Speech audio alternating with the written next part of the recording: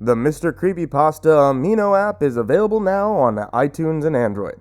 Download the app to share creepypasta stories, listen to creepypasta narrations, and connect with an entire community of people dedicated to horror, as well as being able to get a direct connection to me. Follow me on the CreepyPasta Amino Horror app and strike up a conversation. I'm here practically all the time. Like, seriously. What else am I gonna do? Make videos? Who the hell does that anymore?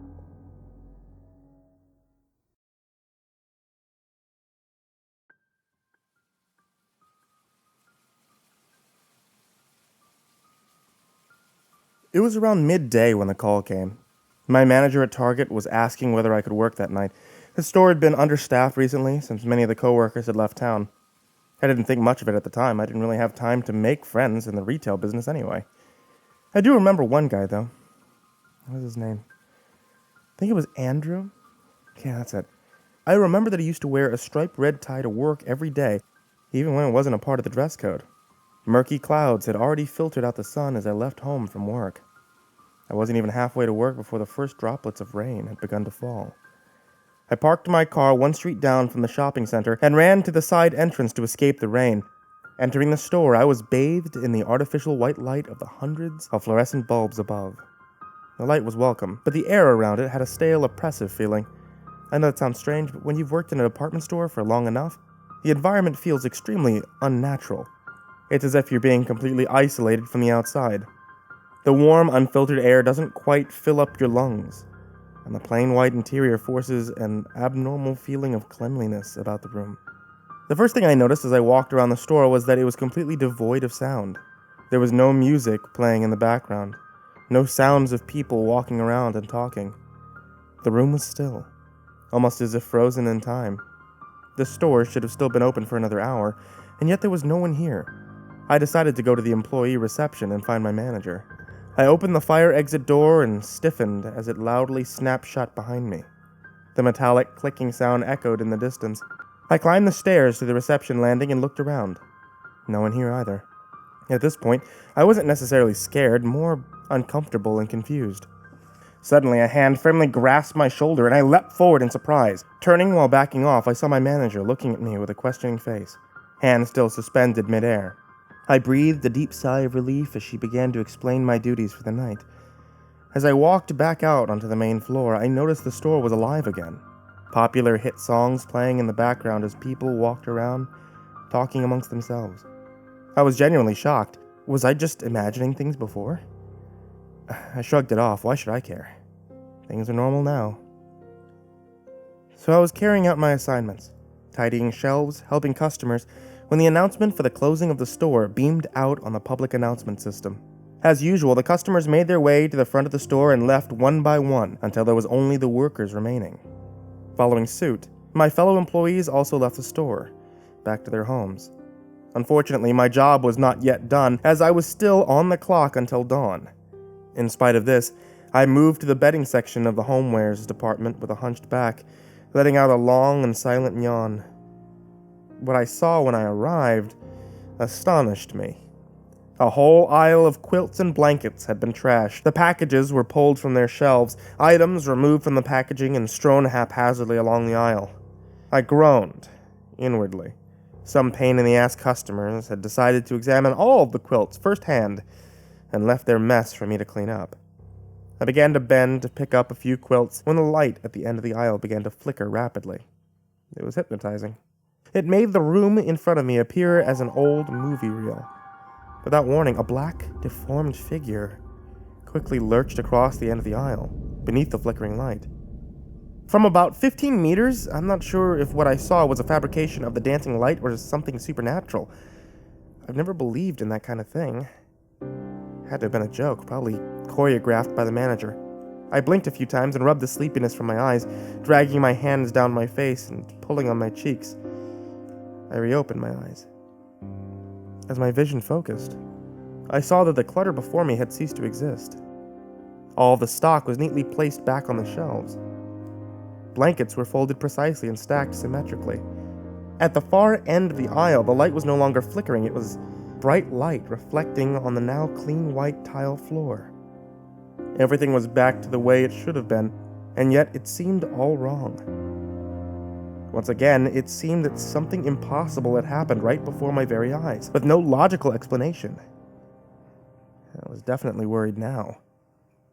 I reached in my pocket for my company phone to call for the manager. I dialed the 3 digits and held the phone to my ear. I was expecting it to be out of service or battery, as is the cliche in these kinds of situations, but to my relief, the ringing sound played. But I could hear 2 ringing sounds. One through the phone, and one from halfway up the store from the direction of the toy department. I recognized the second ringing as the specialized ringtone for the manager. I always hated the toy department. The shelves were far above eye height, reaching at least 2 shelves above my head. It was hard to find things in this area because it was like an overgrown hedge maze covered in children's toys. I began to move quickly towards the sound of the ringing, hoping to catch my manager busy at work. I walked along the far end of the rows of aisles, head tilted, looking along each one until I found the source of the ringing. I stopped towards the center aisle when I saw it. A large pool of red further down the passageway of shelves. Off to the side was a phone, slowly moving around as it vibrated. It was coated with a red substance. Subconsciously, I started to take baby steps towards the large spatter of red. Torso leaning away, ready to run at the sight of trouble. As I got closer, I noticed that the red liquid continued along the aisle and around the corner as if someone was dragged through the initial pool. At this point, I knew it couldn't have been a joke anymore, and my natural instinct to stay out of dangerous situations kicked in. I turned back to leave, but now a towering shelf wall was blocking the exit that I had just come through. I hadn't noticed until now, but the shelves that lined the aisle now reached the ceiling, making it impossible to climb over. This is impossible. What's going on? I looked back to the gory scene on the aisle to find that it was no longer there. It was as if there was never any spill in the first place, and the manager's phone was nowhere to be seen. I was frozen to the spot. I didn't know what to do. I willed my body to move. I told myself that at the first sight of any trouble, I was going to run straight for the fire exit and leave. I started to briskly walk out of the toy department and down the main walkway towards the front of the store. That was when the lights started to flicker. Every light in the entire store began to flicker on and off. Not like the last time where it flickered quietly. This time it flickered slowly and randomly. But what I saw in between the lights being on and off scared me more than I had been in my entire life. The distorted black figures were surrounding me. There had to have been at least 20, shuffling and hobbling in random directions around me. I was able to see what they looked like up close. Long, dangling jaws with misshapen and crooked teeth. Their arms hung out in front of them, knuckles dragging along the ground as they limped around on stick-like legs. I could only see them when the lights were off. It was strange. One second they would be engulfing me, the next would seem as if they were not even there at all. It was when the lights began to shut off, one by one, row by row. Starting from the front of the store, the lights began to go out as if someone had knocked over a long line of dominoes. I started running towards the back of the store where the lights shone brightly, illuminating ever-increasing darkness. I was in an adrenaline-fueled panic as I ran to the back corner of the store. With my back against the wall, I watched as the last row of lights went out, until the last light directly above me was remaining. It was as if I was on stage.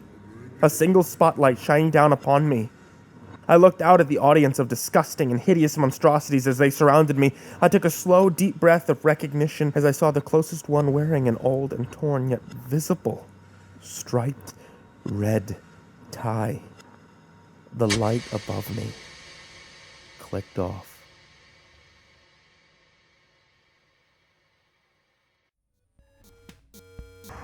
Hey there, kids. It's me, MrCreepyPasta. Oh, looks like I forgot my mask. But you can tell it's me from my voice, and not the incredible handsome Yuji. I want to remind you this Sunday, November 12th. It'll 20, yeah. Hey there, kids. It's me, MrCreepyPasta. Oh, looks like I forgot my mask. But you can tell it's Mama. Hey there, kids. It's me, MrCreepyPasta. Oh, looks like I forgot my phone. Not my mask. Hey there, kids. It's me, MrCreepyPasta. Oh, looks like I forgot my mask. But you can tell it's me from my voice, and not the incredible handsome Yuji. I want to remind you this Sunday, November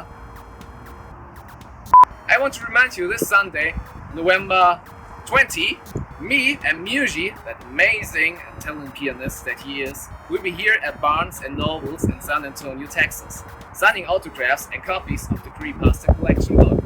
For the exact address, look at the description. This is a once-in-a-lifetime chance, so don't miss it.